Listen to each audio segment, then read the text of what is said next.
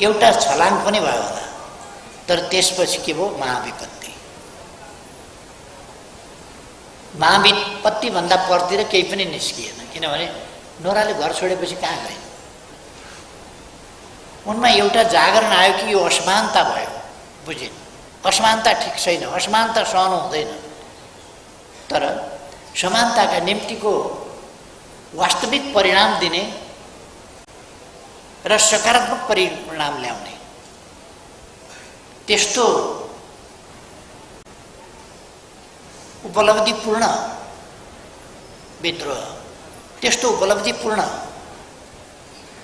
जागरण र त्यो जागरणले ल्याउने परिवर्तनको प्रयास चाहिँ कस्तो हुनुपर्छ? नोराले घर छोडेर कहाँ गइन्? माइत।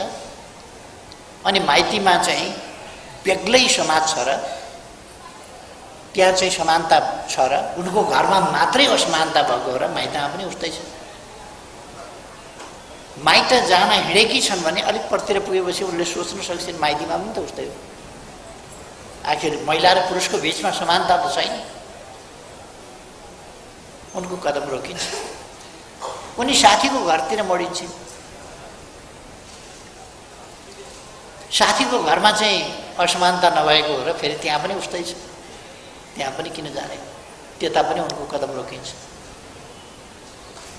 अब कहाँ जाने? धर्मशालातिर? त्यहाँ पनि उस्तै असमानताका पीडितहरू छन् र त्यहाँ पनि असमानतै छ, कहाँ जाने? अथवा असमानता छ भनेर छोडेर भागेर हुँदैन, असमानताको विरुद्ध सङ्घर्ष गर्नुपर्दछ र त्यसलाई समानतामा ल्याउनु पर्दछ। उहाँहरूले बेठिक भइरहेको देख्नुभयो, बेठिक भइरहेको परम्परागत खेतीले प्रतिफल नदिएको देख्नुभयो। 55 रुपियाँ लगानी गरेर खेती गर्यो भने त्यसको 35 रुपियाँ मात्रै रिटर्न आउँछ, प्रतिफल 35 रुपियाँको आउँछ अथवा घाटा हुन्छ। तर यो यस्तो बिजनेस हो, उहाँको शब्दमा पनि थियो, यो यस्तो बिजनेस हो, यस्तो उद्योग हो जो सबभन्दा आधारभूत, सबभन्दा महत्त्वपूर्ण, जहाँ सबै मानिसको जीवन अडेको छ। खानेकुरा बिना त कोही पनि बाँच्दैन। त्यसपछिका हुन् अरू कुरा भनेका त जीवन पछिका कुरा हुन्, बचाइ पछिका कुरा हुन्, बाँचेपछि हुने कुरा हुन्। त्यसकारण सबभन्दा आधारभूत उद्योग त के हो भन्दा कृषि नै हो। सबभन्दा ठुलो उद्यम के हो? सबभन्दा प्राथमिक आवश्यकता के हो? खाना। तसर्थ यो उहाँले भागेर हिँड्नु भएन, त्यसमा परिवर्तन ल्याउने अथवा उहाँको काम र उहाँका विचारहरूमा म परिवर्तनको सन्देश देख्छु, दृढताको सन्देश देख्छु, अठोट देख्छु देशभित्र।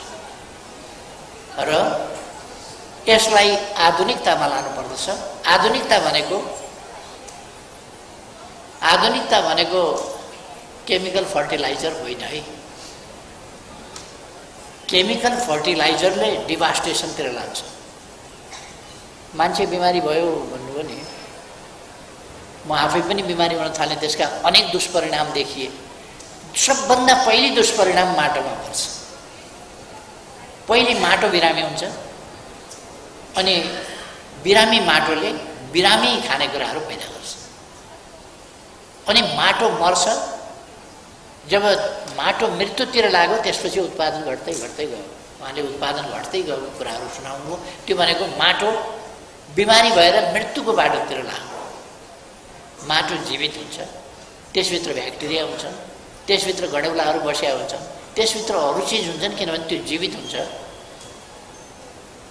यदि माटो जीवित भएन भने मृत भइसकेपछि कसैले केही उत्पादन गर्न सक्दैन। रिप्रोडक्सनका लागि जीवन चाहिन्छ, जीवित हुनुपर्छ। मृत भइसकेपछि अर्कै प्रक्रिया सुरु हुन्छ त्यहाँ, त्यो जीवनको निरन्तरताको या त्यसको रूपान्तरण वा हस्तान्तरणको प्रक्रिया हुँदैन, त्यसले दिने प्रोडक्सनको हुँदैन, अर्को प्रक्रिया सुरु हुन्छ। जे होस्,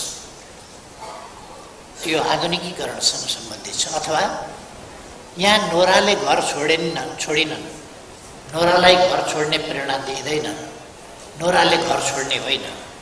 नोरा सङ्घर्ष गर्छिन्, परिवर्तन ल्याउँछिन्, घरमा परिवर्तन ल्याउँछिन्, समाजमा परिवर्तन ल्याउँछिन् र दिशाहीन विद्रोह होइन, आदर्शहीन गन्तव्यहीन विद्रोह होइन। जननेता मदन भण्डारीले जनताको बहुदलीय जनवाद प्रतिपादन गर्नु, यसो ध्यान गरेर चिन्तन गरेर कसो गर्दा यी मनुवाहरूको कल्याण होला भनेर होइन। यो विचार अघि कृष्ण राईजीले कृषिको सम्बन्धमा जसरी आफ्ना अनुभवबाट उम्रिएका विचारहरू बहुत सटिक ढङ्गले प्रस्तुत गर्नुभयो। सङ्घर्षको मैदानबाट उहाँले सङ्घर्षका क्रममा 25 वर्षका सङ्घर्षका क्रममा उहाँले निकालेका निष्कर्षहरू हामीलाई सुनाउनु। मदन भण्डारीले आफू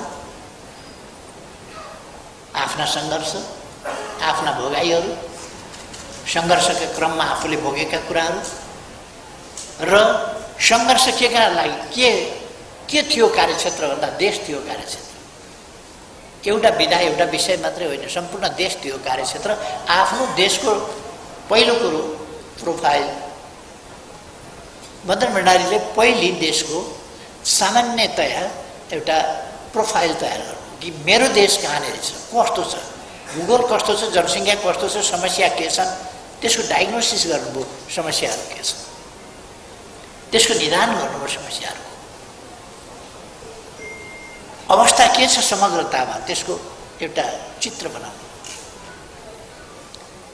समस्याका कारण हुन्छन्, समस्या हुन्छ, तिनको समाधान पनि हुन्छ र राष्ट्रिय रूपमा समाज परिवर्तनका निम्तिका सङ्घर्षहरूका अनुभवलाई लिएर र राष्ट्रिय मात्रै होइन अन्तर्राष्ट्रिय स्तरमा मानव जातिले गरेका उहिलेदेखि अहिलेसम्मका चिन्तनका, व्यवहारका, सङ्घर्षका अभ्यासहरू, तिनीहरूलाई हेरेर मदन भण्डारीले जनताको बहुदलीय जनवादमा त्यसलाई सिन्थेसिस, त्यसको निष्कर्षको रूपमा जनताको बहुदलीय जनवाद प्रतिपादन गर्नुभयो। अर्थात् भनौँ उहाँको अगुवाईमा नेकपा एमाले जनताको बहुदलीय जनवादको प्रतिपादन गर्यो। यो व्यवहारबाट पृथक रहेर होइन, व्यवहारबाट, सङ्घर्षबाट पृथक रहेर होइन, सङ्घर्षबाट। कतिपय मान्छेहरू व्यवहारबाट आफूलाई अलग राखेर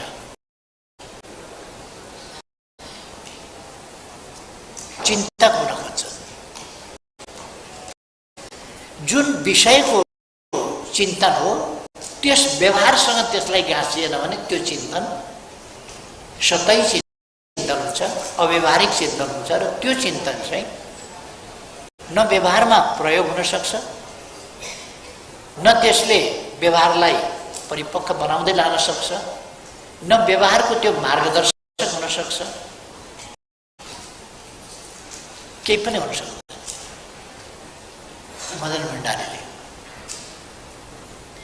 वर्ग सङ्घर्षको क्रममा यो सिलसिला, विचार निर्माणको सिलसिला, अगाडि बढ्ने सिलसिला, सङ्घर्षबाट निस्किने निष्कर्षहरूको सिलसिला उस्तै उस्तै हुन्छ। आफ्ना र अरूका पनि विचार, व्यवहार, प्रयास, सङ्घर्षहरूको विश्लेषण गरेर त्यसका निष्कर्षहरू निकाल्ने जननेता मदन भण्डारीले पनि त्यही चिज गर्नु र जनताको बहुदलीय जनवाद भनेर निकाल्नु। कतिपय मानिसले यसलाई त्यति बेलाको सङ्कट मोचनको कुरा मात्रै ठाने कि अन्तर्राष्ट्रिय कम्युनिस्ट आन्दोलनमा तत्काल उत्पन्न भएका सङ्कटहरू कसरी समाधान गर्ने भन्ने सन्दर्भमा मदन भण्डारीले यसरी विचारहरू निकाल्नुभयो।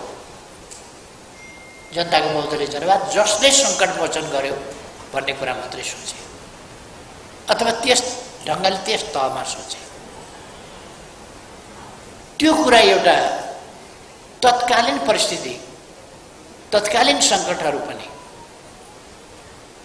जनताको बहुदलीय जनवादको प्रतिपादनका प्रेरक तत्त्व हुन सक्छ। त्यति बेलाको परिस्थितिको कुनै मतलब थिएन होइन, त्यो परिस्थितिको मतलब थियो र त्यस परिस्थितिको पनि सामना गर्न थियो। तर प्रश्न त्यस परिस्थितिको सामना मात्रै होइन,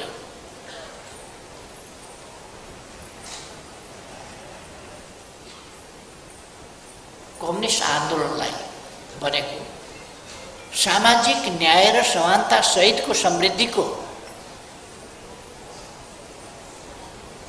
विज्ञान प्रविधिको उन्नतिको तिनीहरूको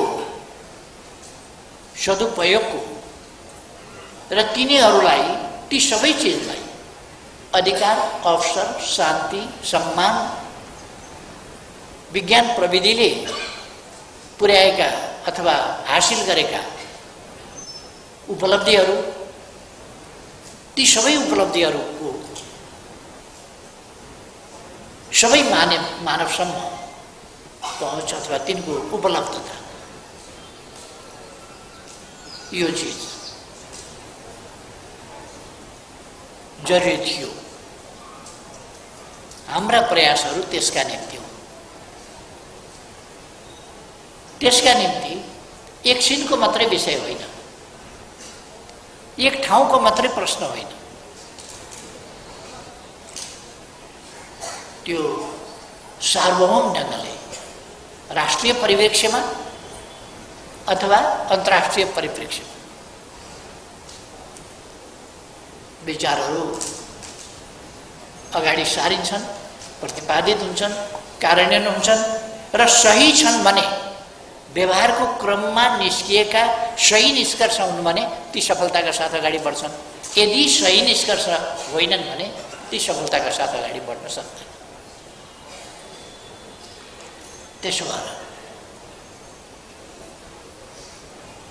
सफलताका साथ अगाडि बढाउने सन्दर्भमा यसरी राष्ट्रिय र अन्तर्राष्ट्रिय सामाजिक परिवर्तनका रूपान्तरणका प्रयासहरूको विश्लेषण गरेर जननेता मदन भण्डारीले जनताको बहुदलीय जनवादको प्रतिपादन गर्नुभयो अथवा प्रतिपादनको अगुवाई गर्नुभयो। यसको कार्यक्षेत्र खास गरी हामी जनताको बहुदलीय जनवाद विश्वव्यापी रूपमा लागू गर्न सक्दैनौँ। हामी लागू गर्न सक्दैनौँ। म जनताको बहुदलीय जनवाद कहाँ लागू हुन्छ कहाँ लागू हुँदैन भन्दिनँ, तर हामीले चाहिँ नेपालमा लागू गर्न सक्छौँ, अन्यत्र गएर लागू गर्न सक्दैन। अन्यत्रकाले यदि यसको सहीपना र यसको सफलताको अवश्य भावितालाई बुझे भने यो वा त्यो प्रकारले कार्यान्वयन गर्न सक्छ। तर हामी आफै गएर अन्यत्र कार्यक्षेत्र बनाउन सक्दैनौँ, अन्यत्र लागू गर्न सक्दैनौँ। हामीले लागू गर्ने नेपालमा हाम्रो कार्यक्षेत्र, आफ्नो कार्यक्षेत्र, आफ्नो कार्यकाल स्वाभाविक रूपमा निश्चित निर्धारित हुन्छ।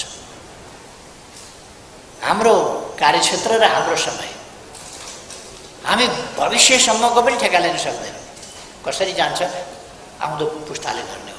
हाम्रो समय आज हो, आजको समयमा हाम्रो कार्यक्षेत्र हाम्रो देश हो। यस देशमा हामी कार्यान्वयन गर्न सक्छौँ र हामी त्यसै गरी कार्यान्वयन गर्दै पनि छौँ।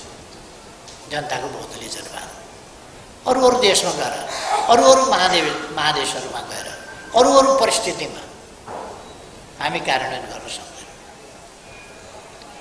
अरू समयमा पनि हामी हुँदैनौँ, हामी कार्यान्वयन गर्न सक्दैनौँ। आजको समयमा यस देशमा हामी कार्यान्वयन गर्न सक्छौँ र हामीले कार्यान्वयन गर्नुपर्दछ, किनभने यो विचार सही छ। जनताको बहुदलीय जनवाद प्रतिपादन हुँदा यो जबजको सिद्धान्त, यो विचार अगाडि सरेपछि नेपालमा के परिवर्तन आयो हामीले देखेका छौँ। वास्तवमा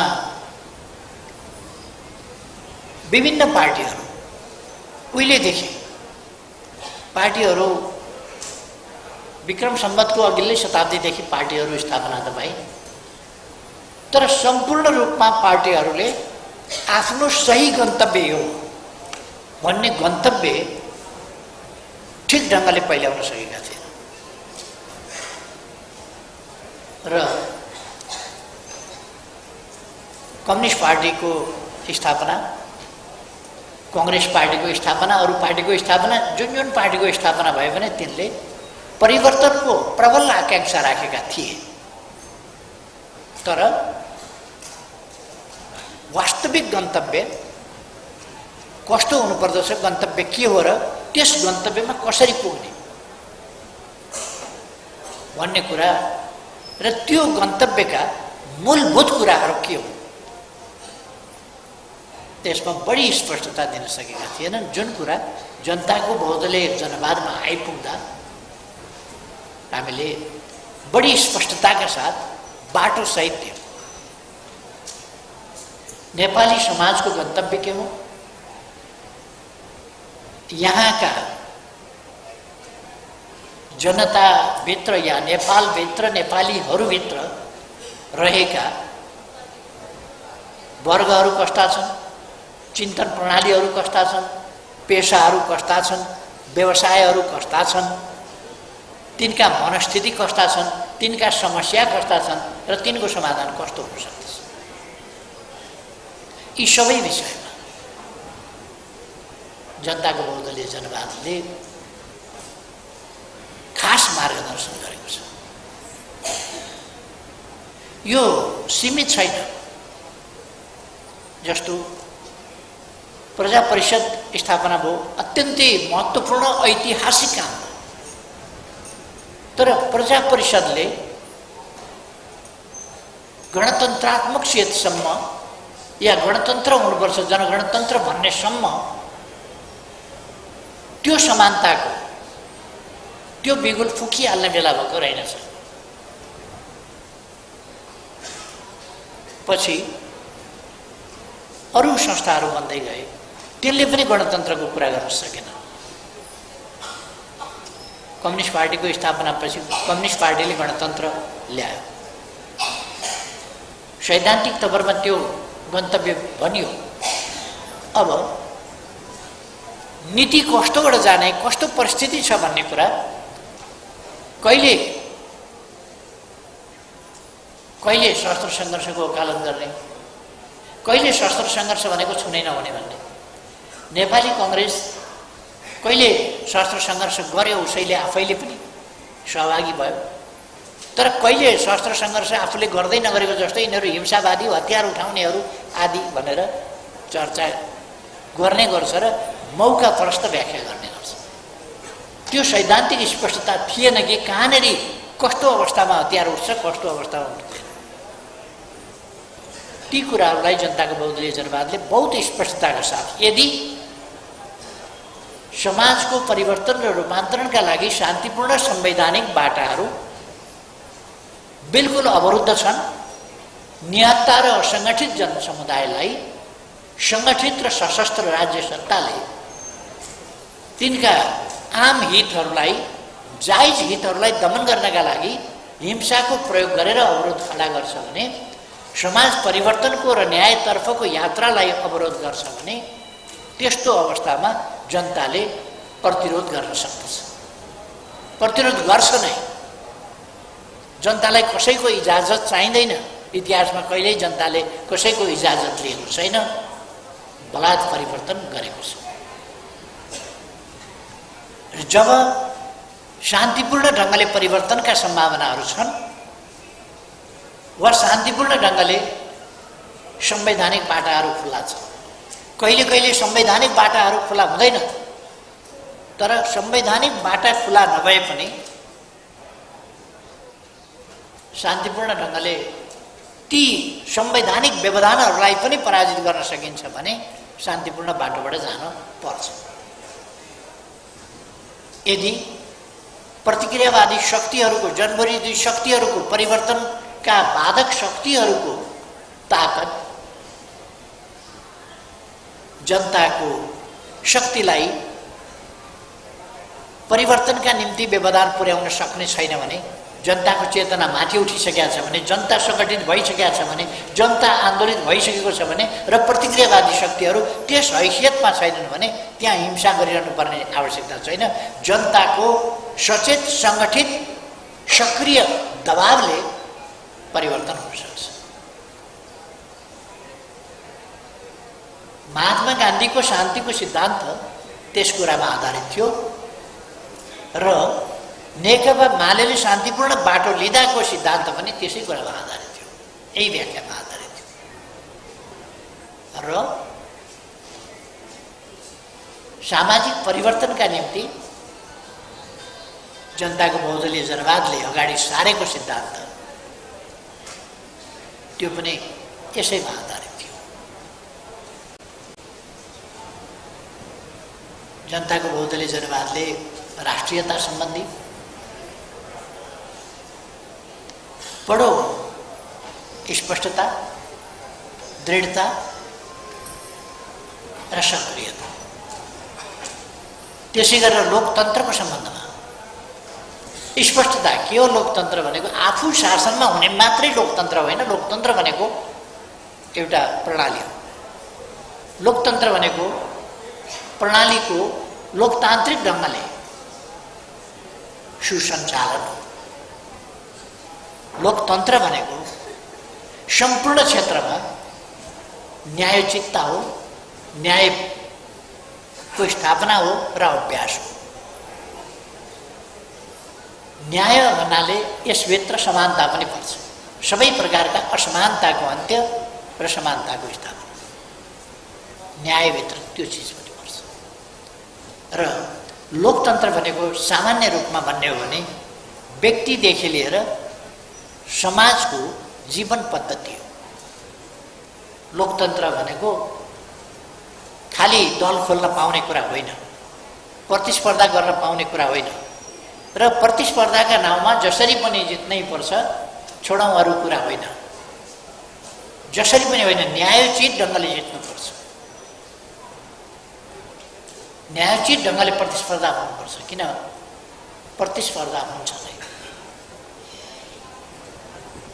प्रश्न दार्शनिक हिसाबले पनि प्रतिस्पर्धा, यो वनस्पतिमा पनि प्रतिस्पर्धा हुन्छ, अरूमा पनि प्रतिस्पर्धा हुन्छ, हरेक चिजमा प्रतिस्पर्धा हुन्छ र तिनीहरू अगाडि जान्छन् जो प्रतिस्पर्धी क्षमता राख्छन्। त्यसमा प्रतिस्पर्धी क्षमता बढी हुन्छ। सामाजिक हिसाबले भन्ने हो भने त्यसमा प्रतिस्पर्धी क्षमता बढी हुन्छ जसमा न्यायोचितता हुन्छ। तर न्याय भन्ने बित्तिकै असङ्गठित र निष्क्रिय न्यायको प्रार्थना निरर्थक हुन्छ। न्याय सङ्गठित र सक्रिय दबावबाट सिर्जना हुन्छ। न्याय प्रार्थनाबाट प्राप्त हुने चिज होइन। यदि प्रार्थनाबाट मात्रै न्याय प्राप्त हुन्थ्यो भने समाज परिवर्तनका निम्तिका सङ्घर्षहरू गर्नुपर्ने नै थिएनन्। त्यसकारण सचेत प्रयास, सङ्गठित प्रयास र योजनाबद्ध प्रयास परिवर्तनका सफलताका शर्तहरू, जसबाट मात्रै हामी न्यायपूर्ण लोकतान्त्रिक समाज स्थापना गर्न सक्छौँ। शान्ति मानव समाजका निम्ति मानव समाजमा अशान्ति कहाँबाट आउँछ भन्दा मानव समाजको विकृतिबाट अशान्ति पैदा हुन्छ। अशान्ति भनेको मानव समाजभित्र आएको विकृति हो। मानव समाजमा जब न्याय छोडिन्छ, जब स्वार्थलाई बढी महत्त्व दिइन्छ, जब आफ्नो स्वार्थ सबको सो, अरूका हितहरू केही होइनन्, अरूको न्यायोचित हित पनि केही होइन, आफ्नो स्वार्थ पुरा भएपछि पुगो जसरी होस् भन्ने मूल्य मान्यतामा गएपछि शान्ति खलबलिन्छ।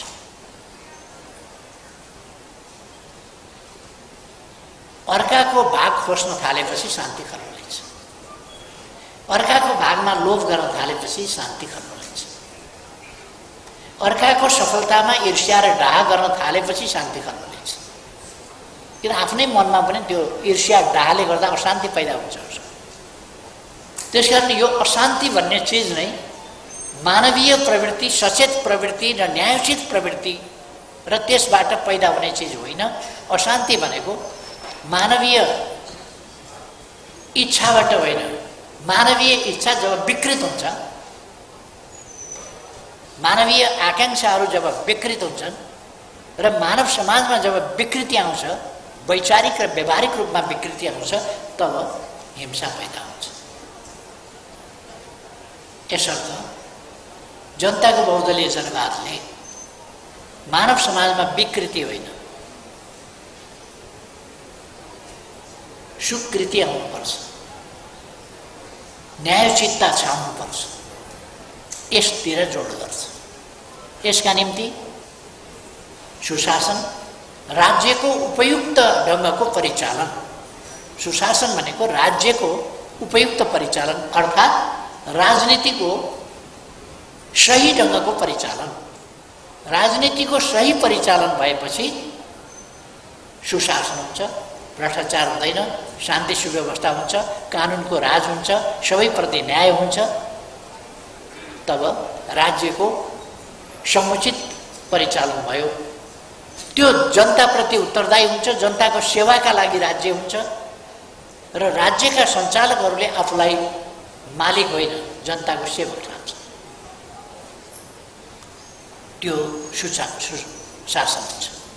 हामीले जनताको बहुदलीय जनवाद भनेर किन भनिराखेका छौँ भने जनताको बहुदलीय जनवादले सुशासनको पक्ष पोषण गर्दछ। सुशासन हुनुपर्दछ समाजमा भन्छ। अथवा राजनीति ठिक ढङ्गले चलाइनुपर्छ है। राजनीति बेइमानी, छलछाम, धोका, राजनीति प्रचार कुप्रचार, मान्छेमा भ्रम फिजाउने, अल्मल्याउने, मान्छेलाई गुमराह गर्ने, गलत सूचना दिने, गलत सूचनाबाट गलत बाटोमा मान्छेलाई धकेल्ने कुराहरू राजनीति र राजनीतिका अस्त्र हुनु हुँदैन। सुशिक्षा, सुचेतना, सुसूचना यस्ता कुराहरूबाट मानिसलाई सचेत बनाउनु पर्दछ र सचेत मानव एउटा सभ्यताको मार्गमा अगाडि जान्छ। हामी त्यस बाटोमा जानुपर्छ। यस हिसाबले लोकतन्त्र राज्यमा सुशासनको पक्षमा हुन्छ। राजनीति ठिक ढङ्गले चल्नु पर्दछ र सरकार, सत्ता, राज्य लोकतान्त्रिक वा ठिक ढङ्गले चल्नु पर्दछ, न्यायोचित ढङ्गले चल्नु पर्दछ, जहाँबाट अरू थिति व्यथिति उत्पन्न हुन सक्दैन। यदि राज्य ठिक ढङ्गले चल्यो भने व्यथिति उत्पन्न हुन सक्दैन। त्यस्तो अवस्थामा केही अशिक्षाका कारणले, फेरि केही स्वार्थका कारणले वा केही बाह्य घुसपैठ आदिका कारणले अनेक प्रकारका अस्वस्थताहरू पैदा गर्न खोज्दछन्, समाजमा सुशासन भाड्न खोज्दछन्। त्यस्ता कुराहरूलाई नियन्त्रण गर्नुपर्छ र अलिकति नियन्त्रण बढी जनचेतना फैलाउने काम, अलिकति नियन्त्रण बढी सचेतनताको अभियान, त्यो चिजको बाटो लिनुपर्दछ। जनताको बहुदलीय जनवादले भनेका कुराहरू थिए। अब त्यसै गरेर आर्थिक क्षेत्रमा विकास, सामाजिक क्षेत्रमा विकास। आर्थिक क्षेत्रमा विकास भनेको उत्पादन उत्पादकत्व वृद्धि र समाजलाई सम्पन्न बनाउने कुरा मात्रै होइन। समाजको हरेक पक्ष, हरेक व्यक्ति पछाडि पर्नु हुँदैन र पछाडि परेकोलाई पनि अगाडि ल्याइनु पर्दछ र कमसेकम मानवोचित, जैविक र प्राकृतिक न्यायोचित आवश्यकताहरूको परिपूर्ति हुने तहसम्मको मानवोचित तहमा आर्थिक समृद्धिलाई पुर्याउनु पर्छ। खाने, लाउने, आवास आदि इत्यादि, छोराछोरी पढाउने, स्वास्थ्य, शिक्षा जस्ता कुराहरूदेखि लिएर आधुनिक सुविधाहरूसम्म विज्ञानले नदिँदाखेरि त हिजो हामी तराईतिर बस्दा पङ्खै हम्किन्थ्यौँ होला, जाडोतिर बस्दा अलिक के आगो बाल्थ्यौँ होला, कि अलिक उनसुन केहीमा चाहिँ लटपटिन्थ्यौँ होला, लोटपटिन्थ्यौँ होला, केही गर्थ्यौँ होला न्यानोका लागि।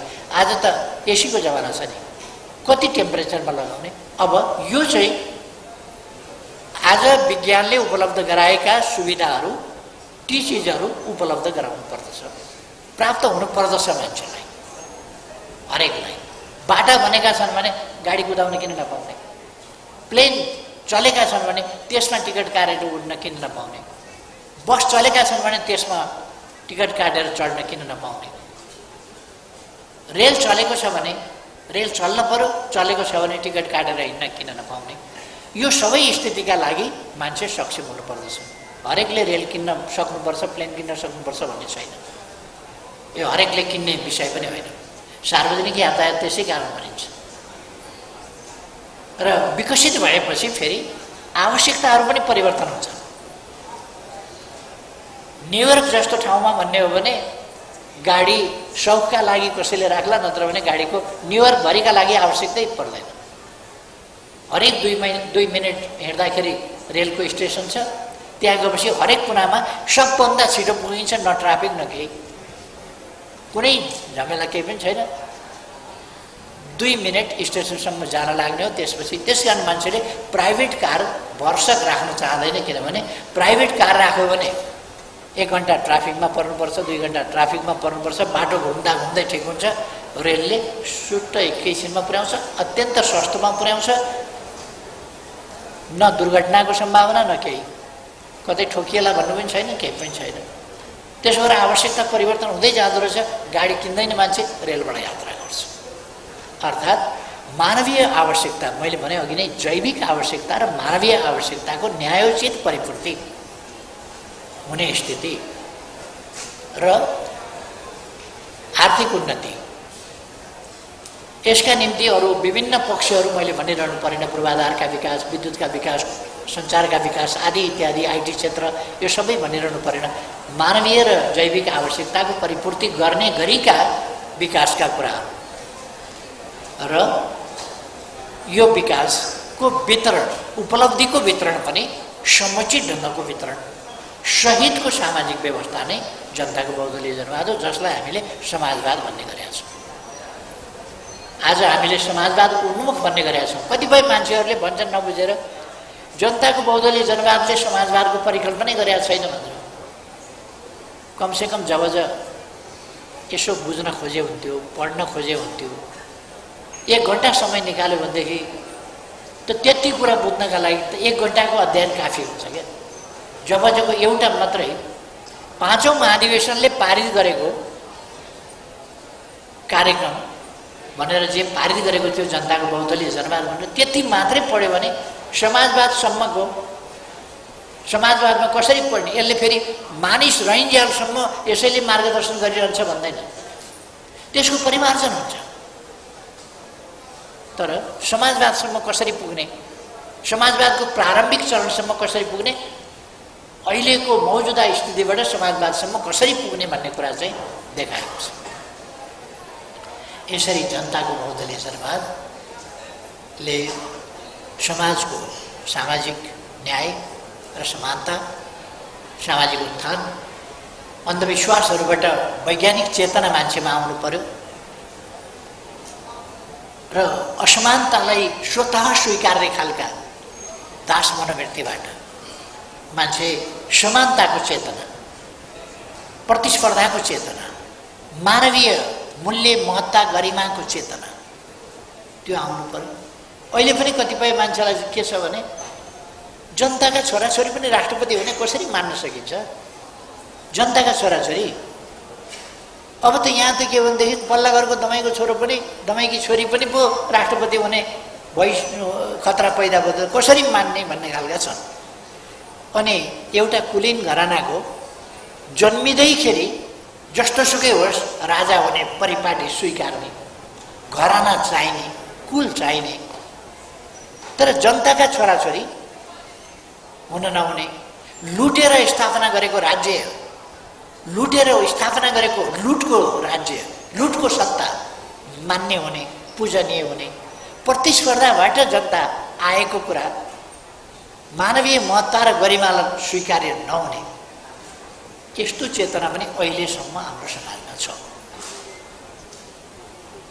यस चेतनालाई, यो पछौटे चेतनालाई हामी वैज्ञानिक चेतना या सामाजिक चेतना भन्न सक्दैनौँ। यो समाजवादी चेतना होइन, यो सामन्ती चेतना, पछौटे चेतना हो। यस्ता कुराहरूको अभियन्ता जनताको बहुदलीय जनवाद वैचारिक अभियन्ता हो। जनताको बहुदलीय जनवाद लिएर हामी त्यस्ता कुराहरूको विरुद्धमा सचेतना अभियानमा अगाडि जान पर्छ र समाजलाई परिवर्तन गर्न सकिन्छ। अब राष्ट्रियताको सवालमा मैले अघि भने, हुन त यो राष्ट्रियताको सवाललाई मान्छेले यस्तो सस्तो बनाएका छन्।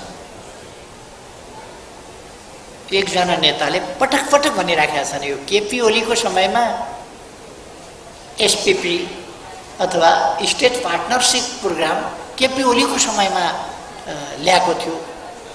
अन्तर्राष्ट्रिय रूपमा पनि ढाँटिराखेका छन्, राष्ट्रिय रूपमा पनि ढाँटिराखेका छन्। केपी ओलीको समयमा ल्याएको थियो, अहिले मैले भूमिका खेलेर मैले रोकाएँ भनेर। योभन्दा बढ्ता ढाँट कुरो, योभन्दा बढ्ता फट्याङ के हुन्छ? वास्तवमा गल्ती भयो भने गल्ती भयो भन्दा भइहाल्छ। गल्ती हुनसक्छ, त्यो स्वीकार्न पाइन्छ, सकिन्छ। एसपीपीको बारेमा म साथीहरूलाई प्रसङ्गवश कुरा आइहाल्यो राष्ट्रियताको सवालमा। राष्ट्रियता भन्ने चिज तमासा गर्ने चिज, हाउभाउ गर्ने चिज, नखरा पार्ने चिज, अभिनय गर्ने चिज, झुक्क्याउने चिज, धोका दिने चिज होइन। राष्ट्रियता भनेको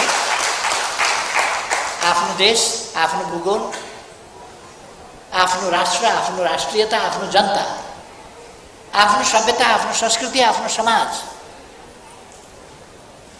भूगोलदेखि समाजसम्मका सम्पूर्ण पक्षहरूको समग्र हितमा तलमाथि पर्न नपाओस्, त्यसको अस्तित्वको रक्षादेखि लिएर हितको रक्षा सुरक्षासम्मका सबै कुराहरू हुन पाऊँ भन्ने कुरा हो। एमसीसी शेरबहादुर देउवा र पुष्पकमल दाहाल भएर सम्झौता गर्नुभयो। उहाँहरूले नै पास गर्नुभयो, अरूको बारेमा त चर्चै गर्नु परेन नि, स्पष्टै छ। उहाँहरूले सम्झौता गर्नुभयो, उहाँहरूले पास गर्नुभयो। बिचमा एउटा वातावरण यस्तो बिगार्नुभयो, एकदमसँग बिगार्नुभयो। किन त्यत्रो हल्लाखल्ला गरेर किन उफ्रिनु परेको थियो? किन सडक भत्काउनु परेको थियो? किन प्रहरीसँग झडप गर्नु परेको थियो? किन बाटामा हिँड्ने मान्छेलाई ढुङ्गा हान्नु परेको थियो? यो सबभन्दा बढी त माओवादीले गर्यो नि त्यो कुरा, प्रचण्डको निर्देशनमा गरे नि मान्छेले त्यो कुरा। किन गर्नु परेको थियो? अरू अघि पछि छोडिदियो। अस्ति सेप्टेम्बर 29मा एमसीसीलाई पत्र लेख्ने प्रधानमन्त्री र प्रचण्डले एमसीसीलाई अस्ति सेप्टेम्बर 29मा 4-5 महिनाको समय देऊ, सरकारी खर्चमा मान्छेलाई लटपट्याएर हामी पास गराउँछौँ। त्यही छ त लेख्या त। सरकारी खर्चमा सबैलाई लटपट्याएर, पत्रकार सत्रकारलाई पनि किनकान गरेर सबै लटपट्याएर हामी पास गराउँछौँ भन्ने लेख्या छ त्यो पत्रमा। पढ्नुभयो होला यहाँहरूले। शब्दानुवाद नभएर मेरो कुरामा भावानुवाद भएको हुनसक्छ। तर कुरा यही हो। अनि अर्कोतिर पास हुँदै हुन्न भनेर उहाँहरूले अन्तर्राष्ट्रिय तवरमा पनि झुट बोलेर आउनुभयो, दोहोरो भूमिका खेलेर आउनुभयो र अन्तिममा मैले पहिलेदेखि भनेको थिएँ तपाईँहरूले अघिल्लो पङ्क्तिमा बसेर हुन्छ हुन्छ भनेर हात उठाएर कराउनुहुनेछ, पास गर्नुहुनेछ, किन तपाईँहरूको कुरै त्यही हो। अनि सेप्टेम्बर 29मा लेखिएको छ 5 महिना, 5 महिना पुग्न एक दिन अगाडि 28 फरवरीका दिन उहाँहरूले पास गर्नुभयो। त्यो त तय थियो त 5 महिना। उहाँहरूले मागेको समय 5 महिना, 5 महिनामा उहाँहरूले भने जस्तो वातावरण बनेन होला, लाचार भएर पास गर्नु अथवा लाचार देखिएर पास गर्नु अथवा जनतालाई धोका दिएर पास गर्नु। नेपाली जनतालाई किन गुमराहमा राख्नुभयो? यो राष्ट्रहित विपरीत छ भनेर किन उफ्रिनुभयो, फार्नुभयो? सबभन्दा बढी उफ्रिने त माओवादी थियो। अनि सभामुखकै पद जाने अवस्था भइसक्यो, अनि के गर्ने त, एमसीसी पास गर्नु पर्यो भन्नुभयो। राष्ट्रहित विपरीत छ, यो देशद्रोही कुरा हो। राष्ट्रहित विपरीत छ, कुनै हालतमा हुन सक्दैन, यहाँ धुलो उड्छ, के हुन्छ आदि इत्यादि बचाउनुभयो। अनि के यो सभामुखको पदसँग साट्ने कुरा हो? सभामुखको पद जाने भयो, त्यसो भएपछि यस्ता कुराको सहारा लिने हो यस्तो तर्कमा? उहाँहरूले भन्नु पर्यो नि यो राष्ट्रिय हितको पक्षमा छ त्यसकारण पास गरेँ, अथवा राष्ट्रिय हितको पक्षमा छैन तर पनि पास गरेँ किनभने मलाई राष्ट्रिय हितको मतलब छैन, सभामुख जोगाउनु छ। उहाँहरूले त त्यही भन्नुभयो अन्तिममा, राष्ट्रिय हितको मतलब छैन, सभामुख जोगाउनु छ, त्यसकारण पास गरेँ। अहिले भन्दै हुनुहुन्छ कति बुद्धिमत्तापूर्ण, कत्रो बुद्धि हाम्रो। दुनियाँलाई उखारियो, देशभक्तका नारा दिइयो, सडकमा लडाइयो, के नगरियो, अन्तिममा आएर पास गराइयो। अहिले एमसीसीमा त्यस्तै कुरा गर्दै, यसमा एसपीपीमा त्यस्तै कुरा गर्दै हुनुहुन्छ। एसपीपी म प्रचण्डजीलाई, उहाँ सरकारमा हुनुहुन्छ, उहाँहरू गर्न हुने सबै काम गर्दै हुनुहुन्छ त। म उहाँहरूलाई भन्न चाहन्छु एसपीपी दुईटा कुरा। एउटा, अहिले जुन ड्राफ्ट बाहिर आयो जो बहुत खतरनाक छ, त्यो ड्राफ्ट अहिले नयाँ ड्राफ्ट हो। यस्तो ड्राफ्ट पहिले आएको थिएन र यस्तो ड्राफ्टमाथि कुनै विचार विमर्श भएको थिएन। यस्तो ड्राफ्टको सम्बन्धमा कसैले पत्र लेखेका थिएन पहिले। यो ड्राफ्ट नयाँ ड्राफ्ट हो, यो घातक छ। जनताले आवाज उठाएपछि ठिक छ पास गर्छौँ भन्दै हुनुहुन्थ्यो, बिस्तारो अलिकति जनताले दरै दबाब दिएपछि पछाडि सरेर हामी पास गर्दैनौँ भन्नेमा जानु। अनि भन्नुहुन्छ हामीले गर्दा, हामी सरकारमा थियौँ र अनि यो ड्राफ्ट चाहिँ कसले ल्यायो त? हामीले दिए हो त मलाई यो ड्राफ्ट? यो 72 साल असोज 3 गते संविधान जारी भयो।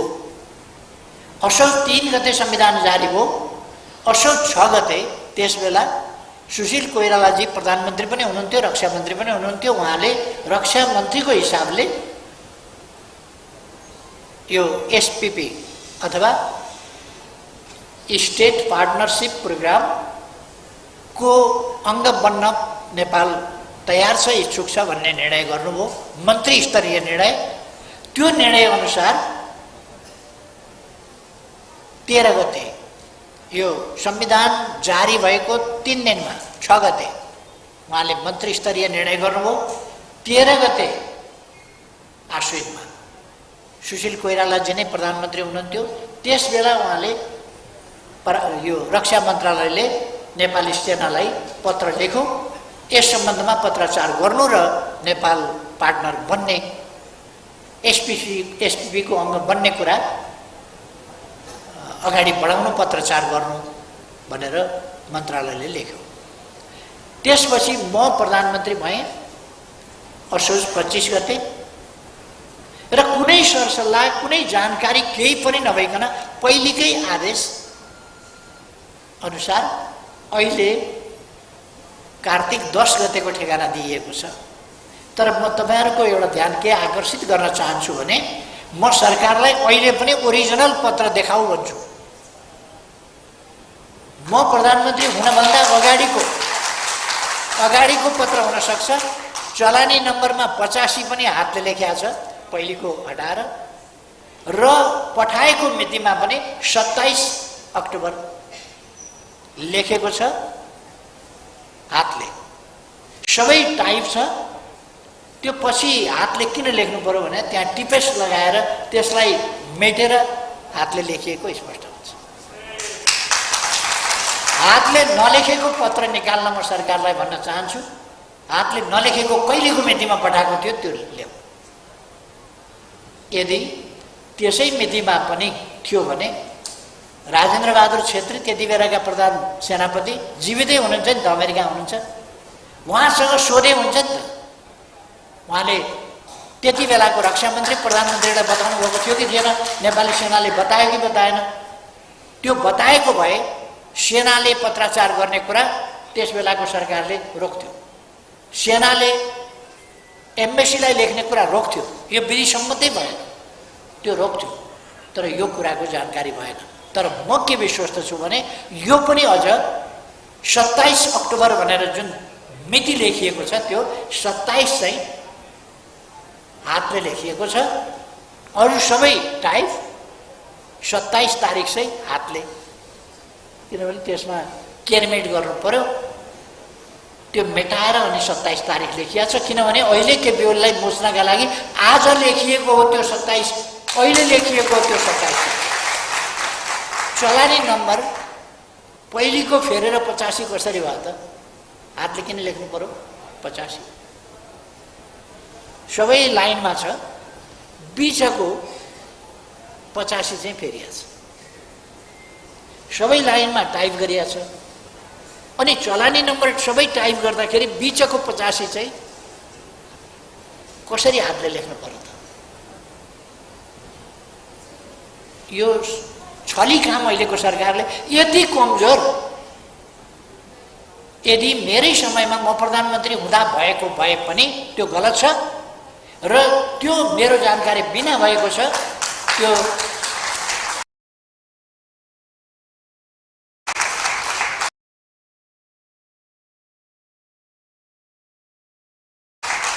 प्रधान सेनापतिलाई सोधे हुन्छ। र अहिले निर्वाचन आयोगका आयुक्त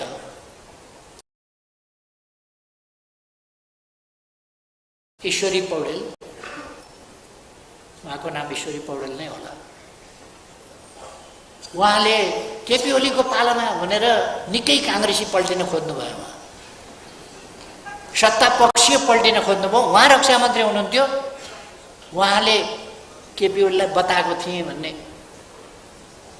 उहाँले केपी ओलीलाई भेट्नुभयो, केपी ओलीलाई पत्राचार गरेर सोध्नुभयो या मौखिक रिपोर्ट गर्नुभयो। अहिले मौखिक बयानबाजी गर्नुहुन्छ केपी ओलीलाई भनेको थिएँ भनेर, झुटो कुरा हो त्यो। र मलाई दुःख के लाग्यो भने एउटा निर्वाचन आयुक्त जस्तो मान्छे आज झुटको गवाही, यस्तो झुटको गवाहलाई बङ्गाली भाषामा एकराली भन्छ। एकराली बस्न जानुभयो, झुटको साक्षी, पोला, त्यस्तो बस्न जानुभयो। त्यो उहाँले बताएको कुरो प्रमाणित गर्नुहोस्, पत्र लेखेको कुरो प्रमाणित गर्नुहोस्। केपी ओलीको समयमा केपी ओलीले प्रधानमन्त्री वा रक्षा मन्त्री भएर गर्नुहोस्। कुनै निर्णय कसैले सक्नेवाला छैन।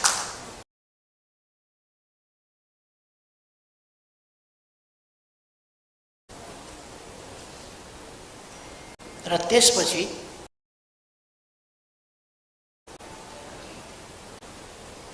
प्रचण्ड प्रधानमन्त्री हुनुहुन्थ्यो। मलाई सरकारबाट हटाएपछि यो पत्र वास्तवमा म प्रधानमन्त्री नहुँदै एम्बेसीमा पठाइएको हो, एम्बेसीले सत्य बोलोस् भन्ने म चाहन्छु। अमेरिकन एम्बेसीले सत्य बोलोस्, नत्र भने चलानी नम्बर किन हातले लेखियो मेटेर, तिथि मिति पठाएको 27 अक्टोबर भनेर 27 को अङ्क किन?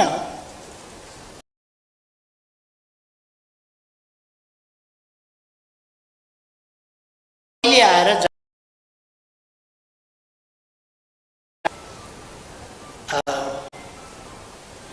त्यसपछि 74 साल वैशाख 24 गते प्रचण्ड प्रधानमन्त्री भएकै बेला वैशाख 24 गते फेरि अर्को पत्र पठाएको छ। उसलाई एसिया पेसिफिक के अरे Indo Pacific headquarter, Indo Pacific headquarter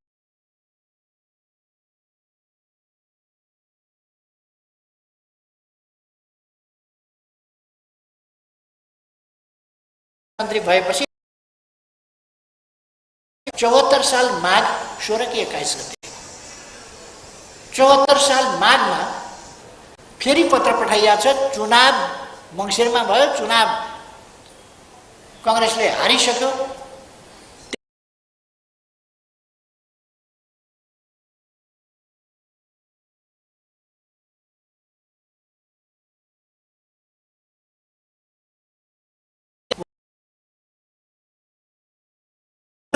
पेसिफिकसँग पत्रचार गर्नुभयो। त्यसको जवाब 19 सन् 2019 को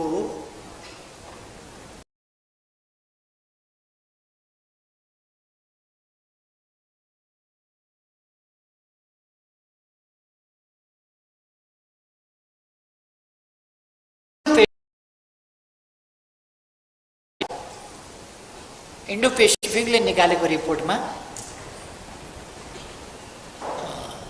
नेपाल र श्रीलङ्का नयाँ सहभागी भए इन्डो पेसिफिक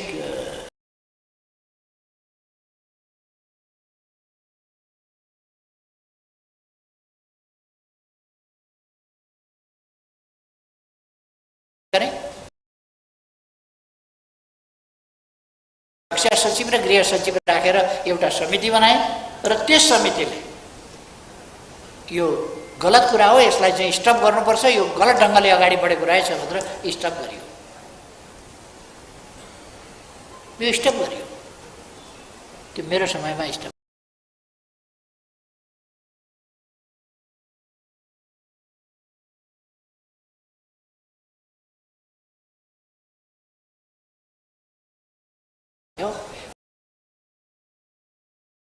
अर्को ड्राफ्ट ल्याएर अनि भित्रभित्रै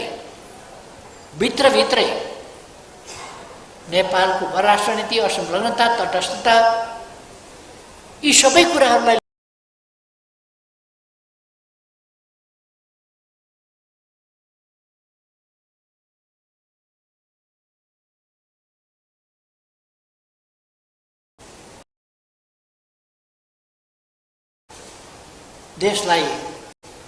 देशको परराष्ट्र नीतिलाई गम्भीर घाटा पार्न खोजियो, जसमा हामीले ब्रेक गरेका छौँ। त्यसलाई अहिले रद्द गरेका छौँ। तर खतरा सधैँ छ यो गठबन्धन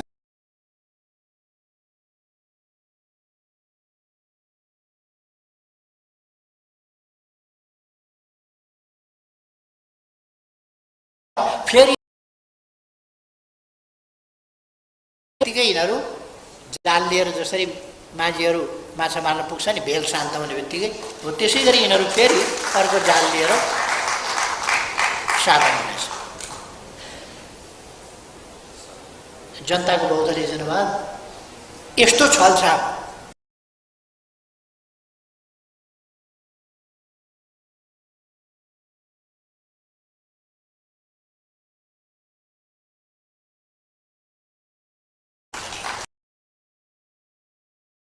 लगारले गाउनु, त्यो काम जनताको बहुदलीय जनवादले गर्दैन। जनताको बहुदलीय जनवाद राष्ट्रियतालाई वास्तवमा सर्वोपरि विषय मान्दछ, राष्ट्रिय हितलाई।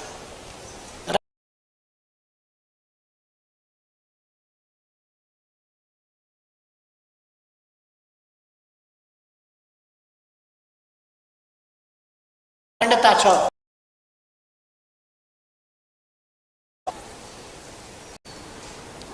त्यसकारण जनताको बहुदलीय जनवादले यो कुरा हुन्छ। जनताको बहुदलीय जनवादले राष्ट्रियताप्रतिको दृढता व्यक्त गरेकै हुनाले आज हामी चुच्चे नक्सा पाएका छौँ।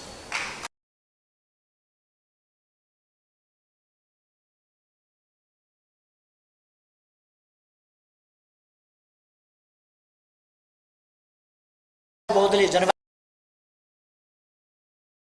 हामीले यसमा सरिक छन् र जनदबावले गर्दा अहिले स्थगित गरेका हुन्। फेरि पनि अलिकति बेलसाना हामीले जनताको बहुदलीय जनवादलाई त्यस रूपमा भन्नुपर्छ र जननेता मदन भण्डारीलाई त्यो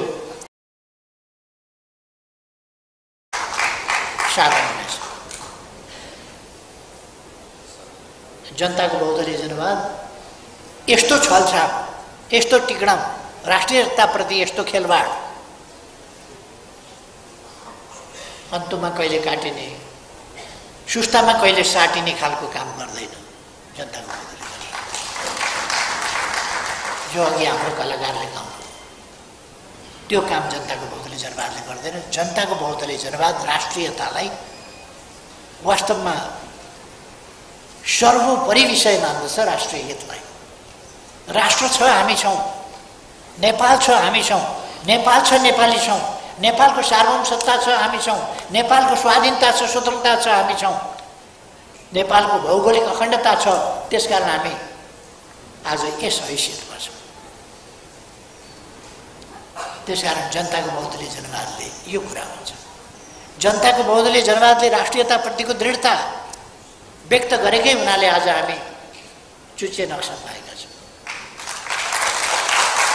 जनताको बहुदलीय जनवादले देखाएको मार्गदर्शन, त्यो टर्चले त्यो भूभाग, हाम्रो नक्सा, हाम्रो भूमि जनताको बहुदलीय जनवादको टर्चले देखायो, जहाँ हामीले आफ्नो नक्सा बनायौँ, संविधानको अङ्ग बनायौँ। त्यसकारण हामीले जनताको बहुदलीय जनवादलाई त्यस रूपमा भन्नुपर्छ र जननेता मदन भण्डारीलाई त्यो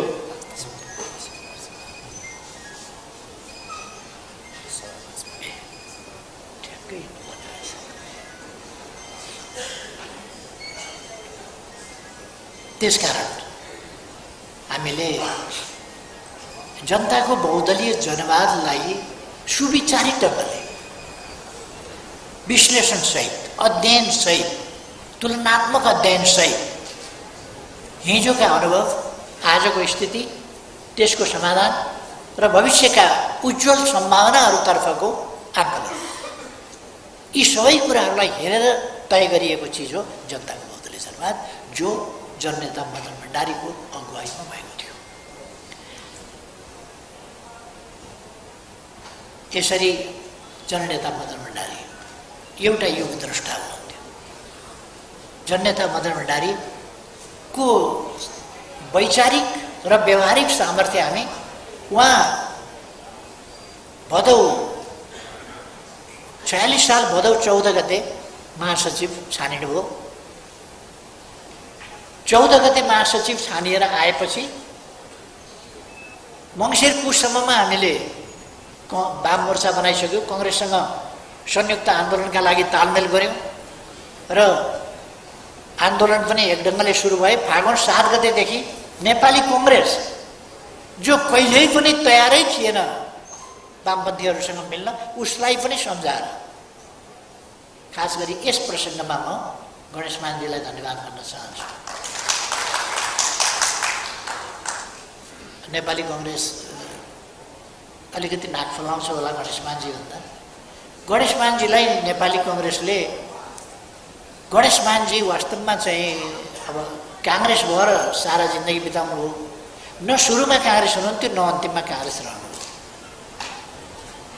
सिङ्गै जिन्दगी काङ्ग्रेसले उहाँको खायो। सुरुमा उहाँ काङ्ग्रेस होइन, अन्तिममा काङ्ग्रेस छोडेर काङ्ग्रेसभन्दा पृथक रहनुभयो, अथवा काङ्ग्रेसले उहाँको एक्सप्लोइटेसन मात्रै गर्यो। अहिले म त्यतापट्टि नजाउँ। अब मेरो समय नै सिद्धिएछ। मेरो अर्को मिटिङमा ठ्याक्कै हिँडिहाल्नुपर्ने बेलामा मैले अध्यक्षजीको महत्त्वपूर्ण गरिमामय व्यक्तित्वबाट आउने मन्तव्य भाषण सुन्न नपाउने भए हिँडिहाल्नुपर्ने भयो मलाई। त्यसर्थ म यस प्रसङ्गमा हामी सबैले जनताको बहुदलीय जनवाद जप्ने माला होइन, 78 माला हुन्छ नि, जपिरहने माला होइन, कार्यान्वयन गर्ने सिद्धान्त हो। बिर्सियो भने कार्यान्वयन कसरी गरिन्छ हामीले सम्झिनु त्यसकारण सम्झिँदै अध्ययन गर्दै व्यवहारिक ढङ्गले सृजनात्मक ढङ्गले कार्यान्वयन गर्दै अगाडि बढ्नुपर्छ र त्यसका निम्ति आज हामीले सङ्कल्प गर्नुपर्छ। यो कार्यान्वयन भनेको एउटा राजनीतिको एउटा क्षेत्रमा अर्को क्षेत्रमा मात्रै हो र शिक्षामा, स्वास्थ्यमा, कृषिमा, उद्योगमा, व्यापारमा, पर्यटनमा, अरू सामाजिक क्षेत्रहरूमा, सामाजिक सेवाका क्षेत्रहरूमा, विज्ञान प्रविधिको क्षेत्रमा, वातावरणको क्षेत्रमा, मानवाधिकारका क्षेत्रमा, सामाजिक न्याय र समानताका क्षेत्रमा आदि अनेक क्षेत्रहरूमा, राष्ट्रिय सन्दर्भका र अन्तर्राष्ट्रिय सन्दर्भका क्षेत्रहरूमा यसको कार्यान्वयन गर्नुपर्नेछ। त्यसर्थ हामी यसलाई कार्यान्वयन गर्दै अगाडि बढौँ। फेरि एकपल्ट यस्तो महत्त्वपूर्ण कार्यक्रम यो ज्ञानवर्धक छ, महत्त्वपूर्ण छ, सैद्धान्तिक वैचारिक अनेक हिसाबले, सँगसँगै यो काम गर्नेहरूको प्रशंसा गरेर प्रेरित प्रोत्साहित गर्ने पनि छ। मलाई लाग्छ प्रति लिटर यतिका दरले दिएदेखि चाहिँ हामी उत्साहित हुन्थ्यौँ भन्नुभयो नि, यो त प्रति लिटर 10 रुपियाँभन्दा बढी दिए जस्तो छ नि यो सम्मान त।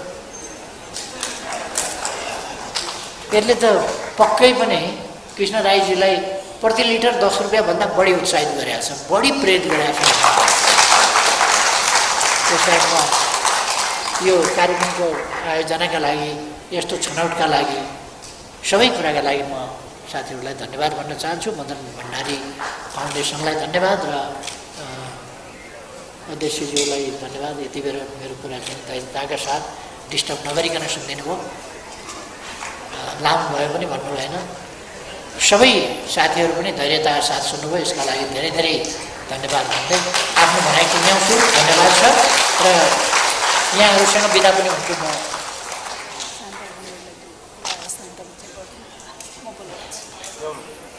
म हिँड्नु पनि पर्छ। म शान्ता कमरेडलाई एउटा सम्मान कदरपत्र हस्तान्तरण गरेर यहाँहरूसँग बिदा लिनेछु। धन्यवाद।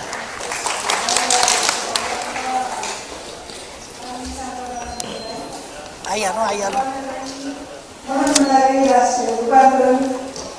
नेतृत्व राष्ट्रिय पुरस्कारको जुरीमा रहेर यो कार्यक्रमलाई सफल पार्नको लागि सहयोग गर्नुभएमा कदरपत्र प्रदान गरिदिनुहुन र आदरणीय अध्यक्षलाई कदरपत्र हस्तान्तरण गरिदिनुको लागि आग्रह गर्दछु।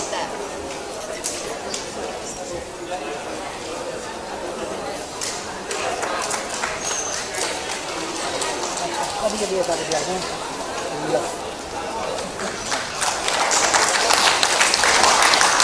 धेरै धेरै धन्यवाद। शान्ता बाबुजीलाई साथी होला उहाँले लामो समयदेखि बागमती आन्दोलनबाट बोल्नुभएको छ। फाउन्डेसनका सदस्यलाई आजको यस कार्यक्रम सफल पार्नको लागि आदित्य